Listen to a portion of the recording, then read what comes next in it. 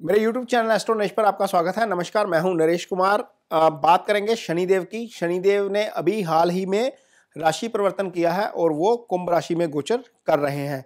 लेकिन हमने चूंकि इसके पहले भी एपिसोड दिए थे, लेकिन अब शनि की स्थिति जो है वो थोड़ी सी बदलने वाली है, इसलिए ये जरूरी है कि आपको उसकी जानकारी भी दी जाए। शनि 30 जनवरी को अस्त हो जाएंगे। हालांकि शनि का गोचर जो है वो 17 जनवरी को ही हुआ है। मकर राशि से कुंभ राशि में उन्होंने प्रवेश किया है, लेकिन चूंकि मकर राशि में सूर्य का गोचर हो रहा है, तो जैसे ही वो डिग्रिकली करीब आएंगे शनि के, वो शनि को अस्त कर देंगे। ये स्थिति बनेगी 30 जनवरी को। 30 जनवरी को जैसे ही 16 डिग्री चलेंगे, वो विद इन 15 डिग्री आ जाएंगे शनि के और शनि अस्त हो जाएंगे। शनि जब सूर्य के 15 डिग्री बाएं या दाएं होते हैं तो उनकी स्थिति अस्त वाली हो जाती है। ये दोबारा अब 5 मार्च को उदय होंगे। अब इससे असर क्या होगा, क्योंकि शनि जो है वो ऐसे ग्रह हैं जिनके फल बहुत जबरदस्त मिलते हैं, और अच्छे भी और बुरे भी। शनि क्योंकि कर्म के कारक हैं, शनि न्याय के कारक हैं, शनि दरिद्रता के कारक हैं, शनि दुख के कारक हैं, और शनि आपको जो है वो आलस्य के कारक हैं। इसलिए शनि के ये जो रिजल्ट जब मिलते हैं तो आप में आलस्य आता है, बीमारी आती है, समस्या आती है।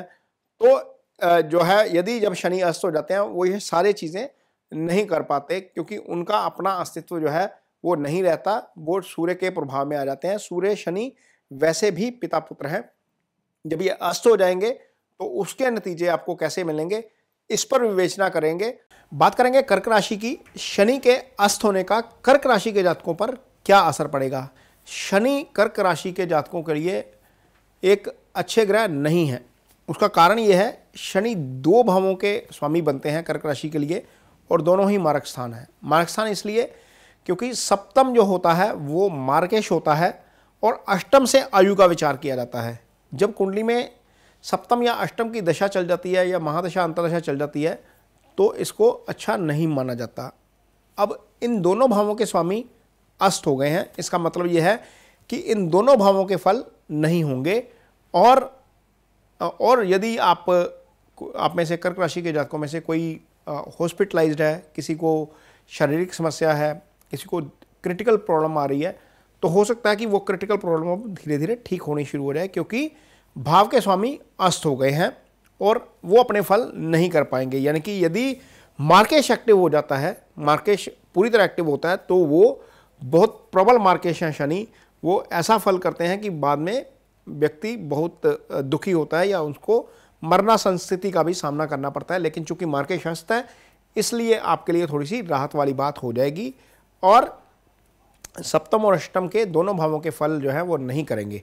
सप्तम भाव से आपका पार्टनर आता है, आपका लाइफ पार्टनर आता है, आपका बिजनेस पार्टनर आता है, और मार्केश भी शनि है, मार्केश भी सप्तम ही है, तो भाव का स्वामी अस्त है। इसका मतलब यह है कि वाइफ के साथ कन्फ्लिक्ट वाली स्थिति नहीं रहेगी, बिजनेस पार्टनर के साथ कन्फ्लिक्ट वाली स्थिति नहीं रहेगी।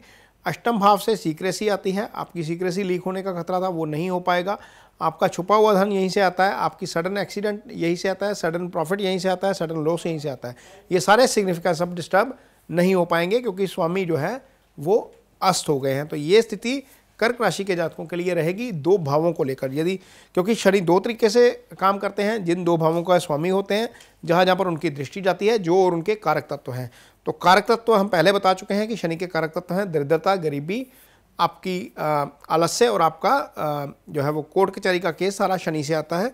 और शनि की दृष्टि, जब शनि आपकी कुंडली में अष्टम भाव से गोचर करते हैं, तो सबसे पहले आपके दशम भाव को डिस्टर्ब करते हैं। दशम भाव आपकी कुंडली में जो है वो आपके कर्म का भाव है, आपके फादर का भाव है।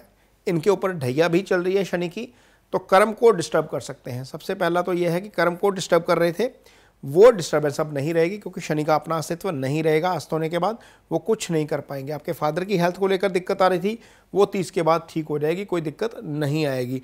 आपके प्रोफेशन को लेकर, कहीं आपके करियर को लेकर कहीं ना कुछ चीज़ें स्टेक पे आ रही थी, आपके कारोबार को लेकर कुछ चीज़ें स्टेक पे आ रही थी, वो चीज़ें अब नहीं रहेंगी। क्योंकि जब अष्टम में शनि आते हैं तो बहुत सारी चीज़ों को डिस्टर्ब करते हैं। आगे आगे बताएंगे कि क्या क्या चीज़ें डिस्टर्ब होती हैं शनि के कारण। अब 10वें भाव के सिग्निफिकेंस शनि डिस्टर्ब नहीं कर पाएंगे।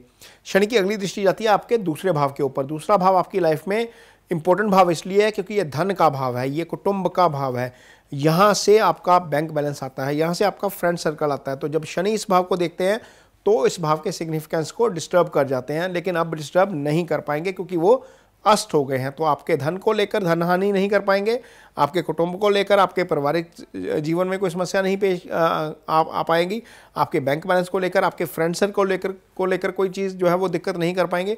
लेकिन ये पीरियड 1 महीने के लिए ही है।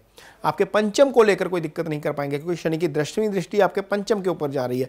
तो पंचम के सिग्निफिकेंस क्या होते हैं? पंचम को जब शनि देखते हैं तो गर्भवती महिलाओं के लिए ये अच्छा है क्योंकि शनि जब अस्त है तो वो पंचम की हानि नहीं कर पाएंगे। पंचम भाव के ऊपर, पंचम भाव से हम संतान देखते हैं, पंचम भाव से इजी गेंस देखते हैं, पंचम भाव आपके स्टेट ऑफ माइंड का भाव है। यदि आप, पंचम भाव हायर एजुकेशन का भाव है, पंचम भाव से संबंधित सारे सिग्निफिकेंस अब शनि डिस्टर्ब नहीं कर पाएंगे। इसका मतलब यह है कि कर्क राशि वालों के लिए यह बहुत राहत की बात है कि शनि 1 महीने के लिए अस्त होने जा रहे हैं। जिन पर ढैया चल रही है वो ढैया का स्वामी जो है, यानी कि जो ढैया का जो कारक ग्रह है शनि, वो अस्त है। इसलिए अब कर्क राशि के जातक जो घबराए थे 17 जनवरी के बाद कि हम पर तो शनि की ढैया शुरू हो गई, अब थोड़ी सी राहत की सांस लीजिए। और ये कार्यक्रम आपको कैसा लगा इस पर मुझे राय ज़रूर दीजिए कमेंट बॉक्स में, मुझे आपकी राय का इंतज़ार रहेगा। यदि आपको ये कार्यक्रम अच्छा लगता है तो इसे शेयर ज़रूर करिए, इसे लाइक ज़रूर करिए। इसके साथ ही मुझे दीजिए इजाज़त। नमस्कार।